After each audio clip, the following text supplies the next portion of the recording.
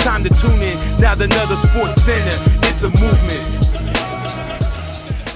What's going on, everybody? Welcome to another episode of the Touchdown with Doug Smith. Got my special guest here in the house with me today.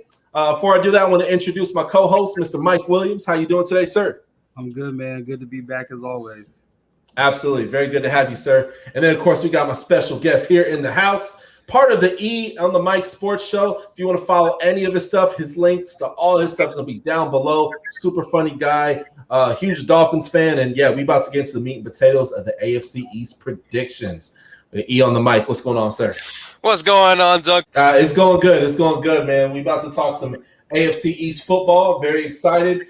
And so what we're going to take and do, just for the fans tuning in right now, we're going to talk about the Jets season predictions, New England Patriots season predictions, Buffalo Bills predictions, and, of course, the Miami Dolphins season predictions as well, too. So if you're a fan of any of those teams, definitely stay tuned. We got some really dope insight, everything from schedule difficulties to free agency to NFL draft, and how that's going to potentially determine your team's schedule. So we're going to go ahead and kick it off. Going up to the tri-state area, we got the New York Jets. And my New York accent is terrible. Don't do that again. New York, man. I need a cannoli. Forget about it. Just no. Doug, right, no. So for the Jets, I'm going to go ahead and kick this one off. And then what we're going to do is we're going to do a round table. Everybody go around, and then we'll spend 1 to 2 minutes on each team, okay?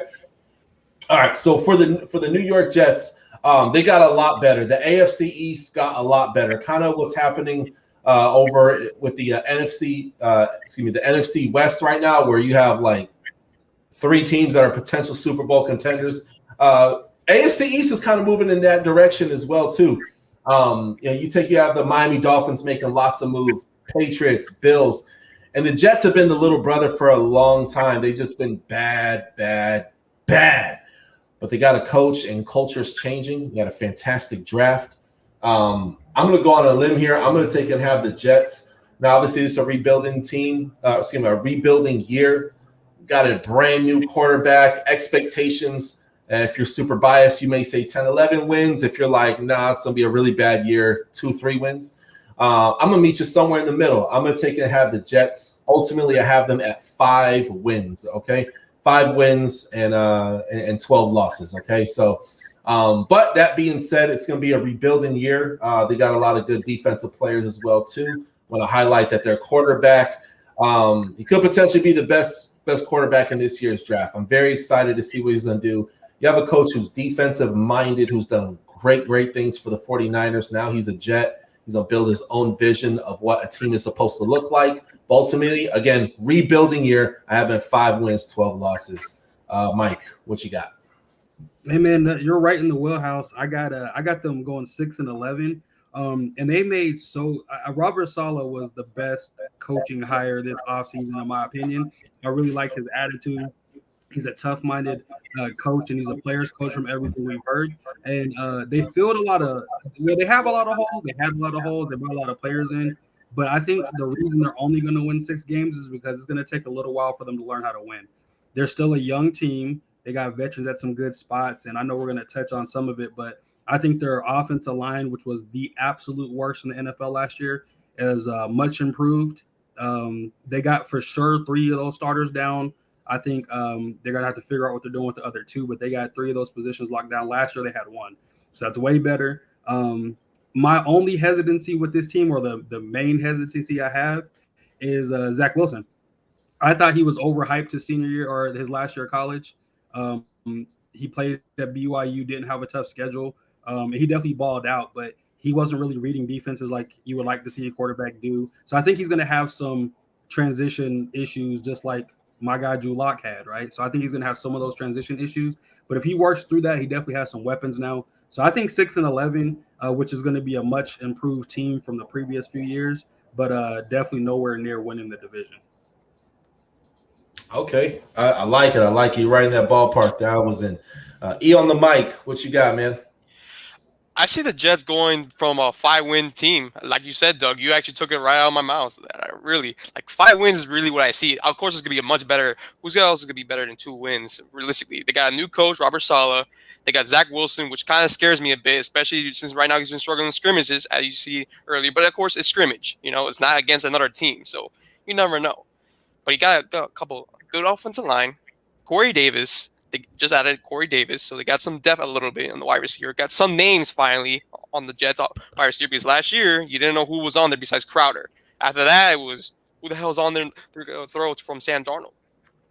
Yeah. But really, realistically for the Jets, they're going to be a much better team. But 5 wins, they're going to be a rebuild year for them, and especially in that tough division we're in the AFC East. The Dolphins defense is good, the Bills defense is good, and the Patriots defense is getting right back because all of them were opt out last year, and they're all back. So it's gonna be stacked, and it's gonna be tough for the first year coach for Saleh. But 5 wins, I say 5 wins for the Jets. Doug. Okay, 5-12. I love it. And I want to add in too. They got a guy. I think he was injured last year. Please correct me if I'm wrong.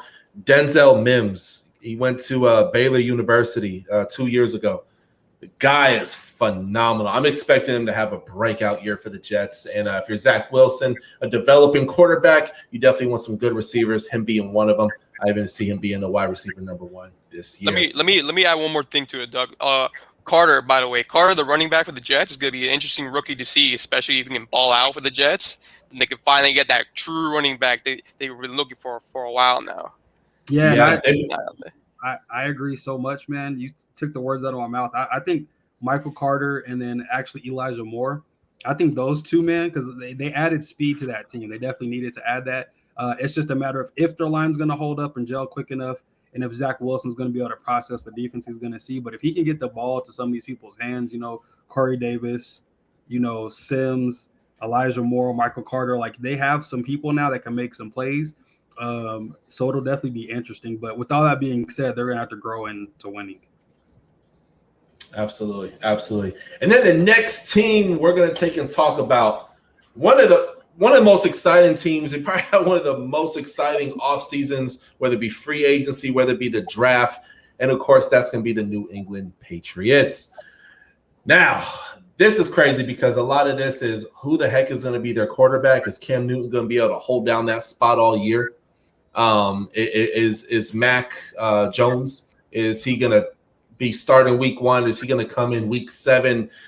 There's just a lot of questions. But then you look at their receiver core and all the weapons that they brought, but on both sides of the ball, defense and on offense as well too.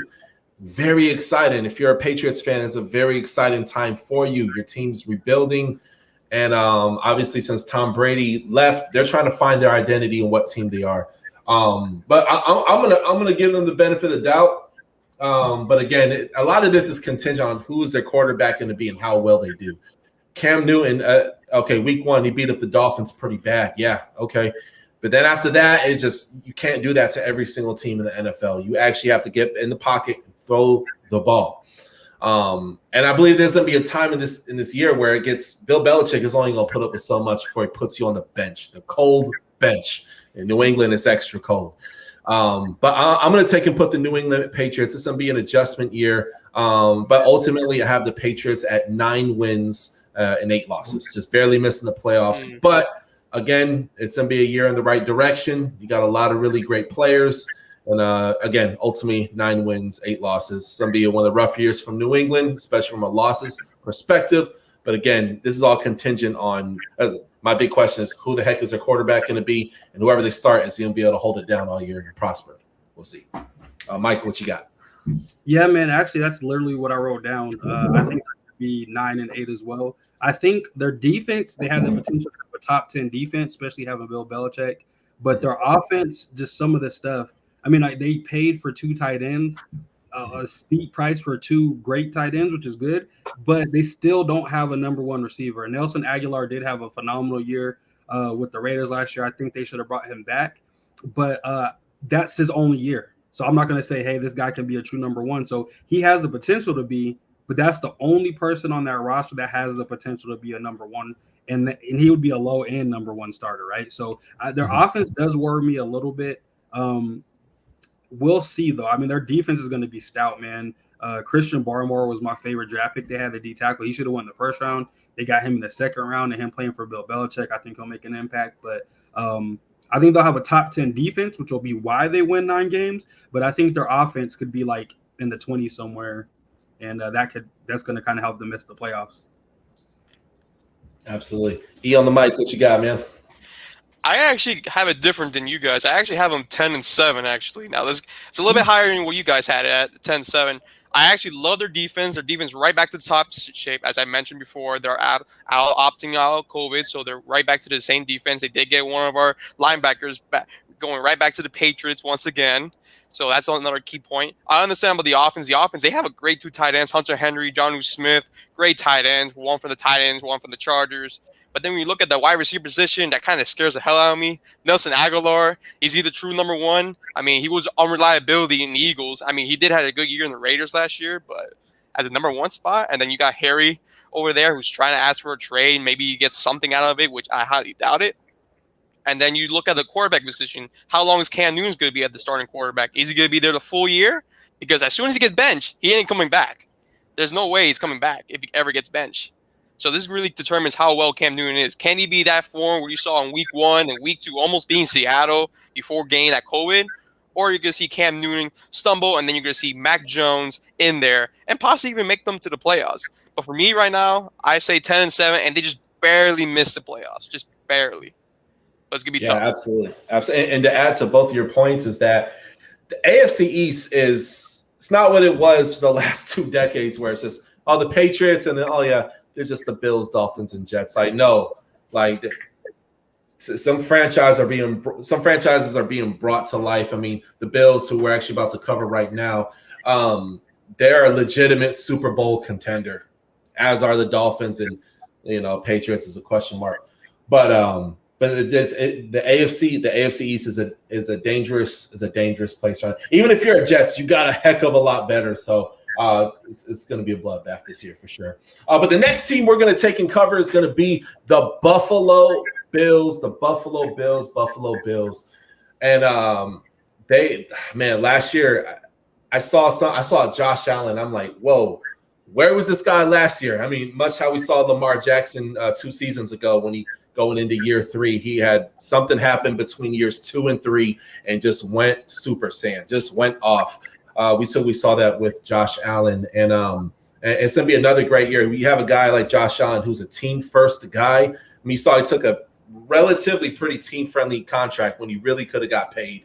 And then, now they're asking him to restructure his contract so they could sign people to block for him like other teams. But I'll take it. I'll add this. The Buffalo Bills are a scary, scary team, but also the AFC East, the Dolphins are scary.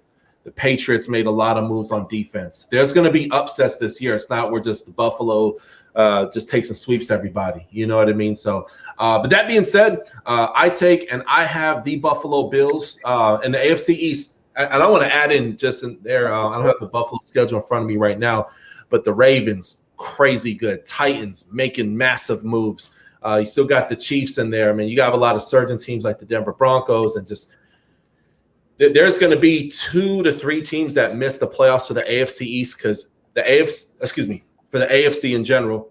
Because for the AFC, there's more talent in the AFC than there's been in the last 2 decades. I mean, it is crazy right now. But that being said, this is what inspired. I say that to say this. This is what inspired my decision. I have the Buffalo Bills winning 11 games. Winning 11 games, making the playoffs. They're going to have some hardship this year because, hey, everybody's going to see what's coming. They saw what happened last year. They got the tape. They had a whole offseason to process it. They're not going to be sweeping people this year. It's going to be a tougher division. Have them going 11-6. Yeah, man, I think that's a little harsh. You know what I'm saying? I really see this team going maybe 13-4. They went 13-3 last year. The biggest question mark I have for this team is they were number 2 in scoring. They were number 3 passing offense, but they were number 20 in rushing, right? So they made a few moves to help out their offensive line, but I don't feel like they have a running back like a Marshawn Lynch type like they need in Buffalo in that snow and in that cold weather. They did add Matt Breida, but he's a scat back, a fast kind of guy. So between him and Zach Moss, we'll kind of see. But I think if their running game improves, they're going to be favored in pretty much every game, even though they have like the 10th hardest schedule or something like that. But their passing game, adding Emmanuel Sanders, even though he's on the tail end of his career, he's still a good third receiver, a good teacher, good technician. Stephon Diggs is an absolute nightmare in that organization now for other teams. And they got Trayvon Diggs on that defense, top 3 corner, top 4 corner, arguably. So I think they're going to be solid, man. And I really like when teams have a strength, like their defense is a strength, and their first 2 picks added to that strength with Gregory Rousseau from the U. You know, I'm a U fan, Doug, so throw that out there. And then they added Carlos Basham. So I think those 2. You forgot F.A. Obata. And F.A. Obata? Yeah. Yep. So I'm just saying specifically with those 2 first picks of defensive ends, man, they're going to have a good rotation. So I think they'll be able to keep a lead because they're going to be playing from ahead. And if you have a bunch of fresh pass rushers that could just keep getting after the other team's quarterback, that's a recipe for success. And Sean McDermott is one of my favorite coaches in the league, man. I really like. He made that team tough. He matches that city's personality. So I definitely have them going 13-4. Oh, okay. I got you. I love it. And then E on the mic, what you got, man? Yeah, just to pick it off Mike, I really agree with his points. The offense is still the same thing. They're going to be favored to win the Super Bowl this year. The running game is going to be the major problem for them. Can they actually get it done? They have Singletary in there, Moss, Breida, which they're hoping that one of them is going to be the running back just to kind of lay off Josh Allen from himself running the ball often than not, and then just more focusedly passing the ball often. And, of course, the defense added, especially in that defensive end, especially they were really struggling in the defensive end category at this team. But for me, I'm going to go 12-5 for the Bills, actually. I'm going to go between you guys right there, 12-5 for the Bills. I think they're going to have a great year. Of course, if it was 13-3, I would have said that, but I'll say 12-5, especially with a tough schedule they got. They got the Chiefs, Titans, Baltimore. They're going to eventually lose a couple of games there and maybe even get upset by AFC East division person. Might be even the Jets, but we'll see. I love it. And then, of course, for the final team, now we done covered the Jets, the Patriots, the Buffalo Bills, and then, of course, we got my squad, the Miami Dolphins. Now, you guys know we cover the whole entire NFL unapologetically, and unbiasedly, at least we try to. But we got the Miami Dolphins, and I'm gonna go ahead and kick this one off here. Miami Dolphins, wow, another crazy offseason. Coach Flores going into year number 3 as a Miami Dolphins head coach, leading the pack. Very excited. You see it in training camp, which I'm glued to the TV. I'm watching it like a hawk. I'm a Florida native, so I have a lot more access and stuff. And Tua's getting comfortable. Now, this record that I'm about to give is contingent on Tua taking and performing. It's contingent on him taking and performing. This is gonna come down to the final week of the season. This isn't like, oh, the Dolphins are just going to steamroll them. No, it's not gonna happen. Buffalo Bills are that freaking good. Hate your enemies all you want, but you gotta respect them. Very, very good. Jets are not gonna be a slouch for long. And then, of course, I see the Patriots kind of being like the Oakland Raiders last year. They'll beat some of the best teams in the NFL, but they'll lose to some of the worst. It's one of those teams. But for the Miami Dolphins, with them having a top 5 best receiver room in the whole league, with the Miami Dolphins having a top 3 defense, scoring defense in last year's NFL season, and it got better on top of that. They drafted on top of that, a brand new defensive end from the University of Miami, Jalen Phillips. I'm excited. I love where they're going. They're connecting him with old teammates from Alabama, Jalen Waddle.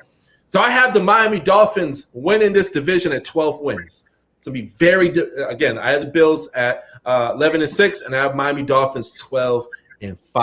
So it'll be interesting, but I have them 12-5, playoff bound.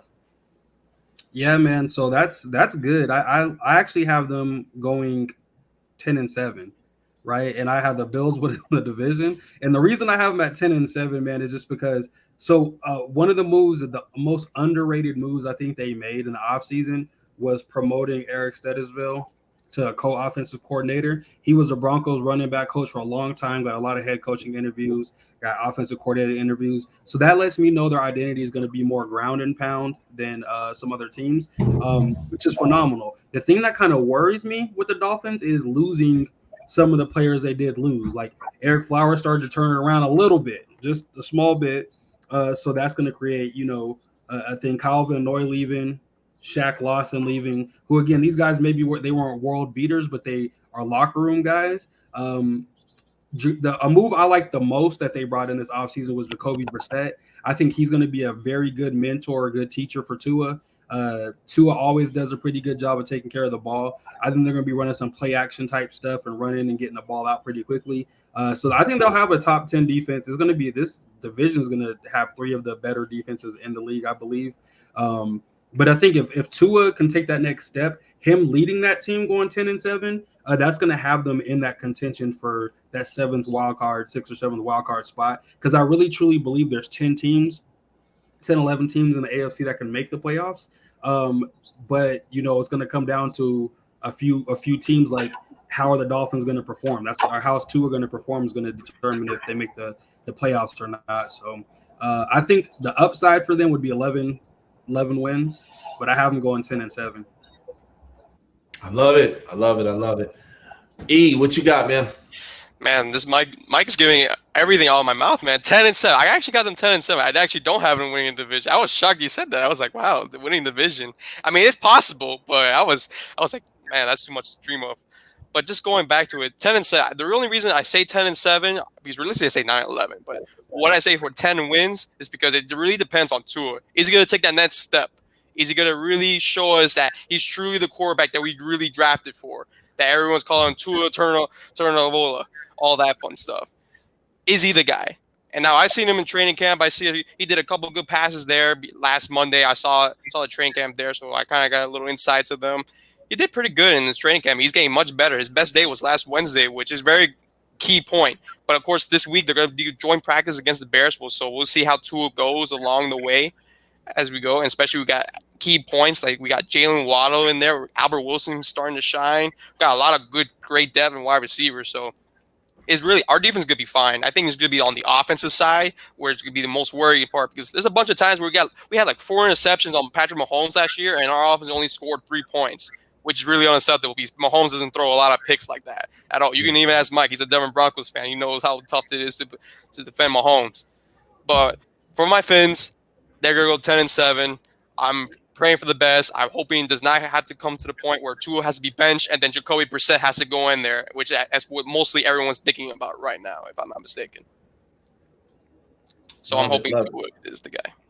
I love it. And yeah, y'all let us know down below in the description. Now obviously I have questions too, because the O-line, the running game, obviously, Gaskin, I think he could definitely I know he can get us 1,000 yards. Not really worried about that. Then you have Brown, new addition that came from the Rams, I believe it is. That's a 3rd and 1, 4th and 1 back. Really good. Drop a shoulder, get your yards that you need. But that O-line, that will be my biggest question mark for the Miami. If there's one thing that I could choose, that's what it would be. But it's going to be very interesting, very, very interesting for sure. And Tua, like I said, he needs to have a big year, because no more, Super Bowl bound, man. If not, hey, Aaron Rodgers, after year's over. He got the weapons. He got the weapons, Doug. I'm telling you, there's no excuse. He got the weapons now. He got a good tight end. He got a couple of good wide receivers. And I think, man, with that zone blocking scheme, they'll probably be running. I don't know if you guys are running that 100%, but that's Eric Steadisville's, he came up under that zone blocking scheme, which always produces a bunch of 1,000-yard backs. So I 100% agree with Myles Gaskin. So I think if they lean on the run and Tua can make the throws that he needs to make, because he's a very, very, very accurate passer. I think I think he can be how Teddy Bridgewater was coming out of college expected to be, like an accurate passer, gets the ball out quickly, low turnovers, but he'll actually take shots, unlike Teddy Bridgewater. And again, out of college, nobody knew Teddy Bridgewater wasn't taking shots, because he was definitely doing that at Louisville. But I do believe, man, their offense is setting them up to be that 7th playoff team for sure. Absolutely.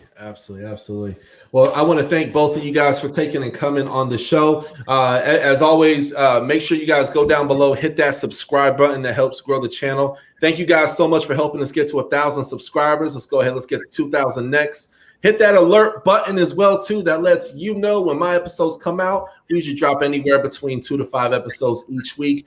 And my dog, E on the mic, thank you so much for coming on the show. If you want to take and follow him, he's a Dolphins fan, but he covers the whole NFL just like myself and other South Florida sports as well. Go down below. Links to all his channels are going to be there. And, of course, my awesome co-host, Mike Williams. Thank you so much for coming on, sir. Glad for being here, Doug. Yes, sir. Yes, sir. Y'all have a good night. Be safe. Wash your nasty hands. There's a virus on the loose. Turn 100 for the touchdown, king crown, gain inside, leading your town, hit you faster than the sound, bad boy throw it down, yeah I'm ill, not my will, don't cop a fill the house, listen to the roaring crowd, drop a light, calm it down, Heisman all the haters mouth, superhero hit them wow, packing more action than bing boom bam pow, touchdown for the win, we live, subscribe right now.